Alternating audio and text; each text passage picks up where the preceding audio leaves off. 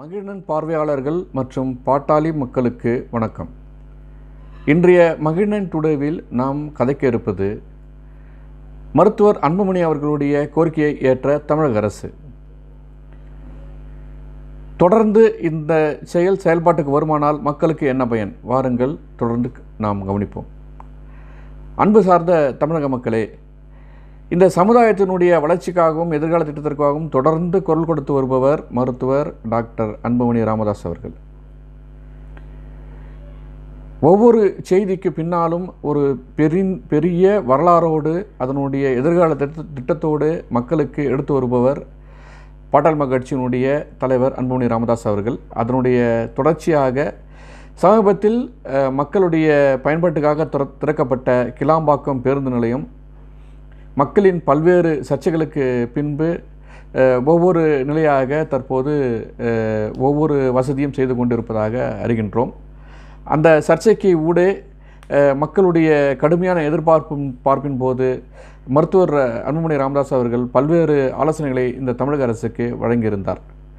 இந்த தமிழக அரசுக்கு இப்பொழுது மட்டுமல்ல, ஏறக்குறைய 3 ஆண்டுகளுக்கு முன்பாகவே சென்னையினுடைய கடுமையான மக்கள் தொகை பெருக்கம், போக்குவரத்து நெரிசல் போன்றவற்றை கருத்தில் கொண்டு 3 ஆண்டுகளுக்கு முன்பாகவே 3-5 ஆண்டுகளுக்கு முன்பாகவே திரு அன்புமணி அவர்கள் பல்வேறு கருத்துக்களை இந்த சென்னை மாநகர வளர்ச்சிக்காக தன்னுடைய கருத்துக்களை வலியுறுத்தி வந்தார். அதில் ஒன்று பொது போக்குவரத்து, இன்னொன்று ஒரே டிக்கெட்டில் சென்னையினுடைய நுழைவாயில் தொடங்கி அதனுடைய எல்லை வரை சென்று வர வாய்ப்பாக ஏற்படுத்த வேண்டும் என்பதுதான் அதனுடைய முத்தாய்ப்பான செய்தி. அதனுடைய தொடர்ச்சியாக கிளாம்பாக்கம் பேருந்து நிலையம் சர்ச்சையில் ஏற்பட்ட போது மருத்துவர் அன்புமணி ராமதாஸ் அவர்கள் திரும்பவும் அதே கருத்தை வலியுறுத்தினார். அவர் சொல்ல வருவது என்னவென்றால், ஒரு புதிய பேருந்து நிலையம் ஏற்படுத்த வேண்டுமானால் அதனுடைய கட்டுமான பணிகள் தொடங்கும் போதே அதனுடைய தொடர் சேவைகளாக ஒரு ஹப் என்ற ஒரு தொடர் நிகழ்ச்சியை ஏற்படுத்தியிருக்க வேண்டும், தொடர் ஒரு சேவையை ஏற்படுத்தியிருக்க வேண்டும். அதாவது ரீஜினல் மொபிலிட்டி ஹப் என்று அவர் வலியுறுத்தினார். இது பல்வேறு நாடுகளில் மிக சிறப்பாக செயல்பட்டு கொண்டிருக்கிறது, நாமும் அதுபோல் எடுத்து வர வேண்டும் என்ற ஆலோசனையை அவர் வழங்கினார். அது மட்டுமல்ல, சென்னைக்கு எல்லையில் வரும்போது அவர் ஏற்கனவே வைத்திருக்கக்கூடிய ஒரு அந்த அனுமதி சீட்டினுடைய வாய்ப்பாக அந்த ஒரு அனுமதி சீட்டை வைத்துக்கொண்டே சென்னையில் உள்ள எல்லா பேருந்துகளிலும் எல்லா போக்குவரத்து வாய்ப்புகளையும் ஒரு நபர் பயன்படுத்தி கொள்ள வேண்டும், அதற்கான வாய்ப்பை ஏற்படுத்த வேண்டும் என்று அவர் ஆலோசனை வழங்கியிருந்தார். அப்பொழுது பல்வேறு அரசியல் விமர்சகர்கள் இது எப்படி சாத்தியம், இதெல்லாம் நடைமுறை வருமா என்றெல்லாம் சொன்னார்கள். ஆனால் அரசியல் முற்போக்காளர்கள், திரு அன்புமணி அவர்களை உற்று நோக்கக்கூடிய பேரன்பாளர்கள், படித்த மெத்த அறிவாளிகள் அன்புமணி அவர்கள் சொன்னது சரி என்பதை ஆமோதித்தனர். அதனுடைய விளைவு இன்று செயல்பாட்டுக்கு வந்திருக்கிறது. ஆம், நேற்று தமிழக அரசினுடைய அறிவிப்புகளில் ஒன்று, சென்னைக்கு வரும் பயணிகள் கிளாம்பாக்கம் பேருந்து நிலையத்தில் இறங்கியவுடன் அங்கு ஒரு 40 ரூபாய்க்கு ஒரு டிக்கெட், ஒரு அனுமதி சீட்டு, ஒரு பயணச்சீட்டு எடுத்துக்கொண்டு பயணித்து செயல்பட்டால் அவர் அடுத்த 4 மணி நேரத்திற்கு எந்த பேருந்திலும் அவர் பயணிக்கலாம் என்பதுதான் அந்த பயணச்சீட்டினுடைய சிறப்பு.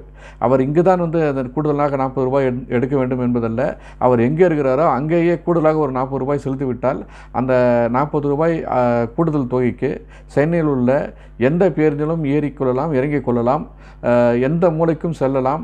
ஆனால் அதனுடைய பயன்பாடு அடுத்த 4 மணி நேரத்திற்கு தான் என்பதுதான் அதனுடைய பயன். இந்த பயனைத்தான் மருத்துவர் ஐயா அவர்கள் ஏற்கனவே இந்த தமிழக மக்களுக்காக இந்த அரசுக்கு வலியுறுத்தினார். அவர் சொன்னது இன்னும் விரிவான ஒரு திட்டம்.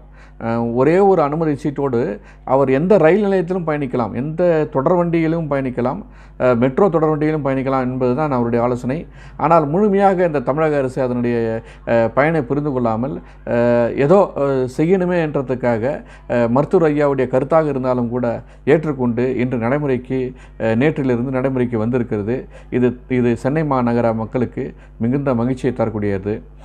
இத்தோடு இந்த தமிழக அரசு நிறுத்தி கொள்ளாமல் மருத்துவர் சின்னையா அவர்கள் சொன்ன, மருத்துவர் அன்புமணி அவர்கள் சொன்ன மற்ற மக்கள் பயன்பாட்டுக்கான எல்லா கருத்துக்களையும் உள்வாங்கி அதனை செயல்படுத்தினால் இந்த தமிழக அரசுக்கும் இந்த சென்னை மாநகர மக்கள் பெரும் நன்றியுடையவர்களாக இருப்பார்கள் என்பது மட்டும் திண்ணம் என்று கூறி உங்களிடமிருந்து விடைபெறுகிறேன். நன்றியும் வணக்கம்.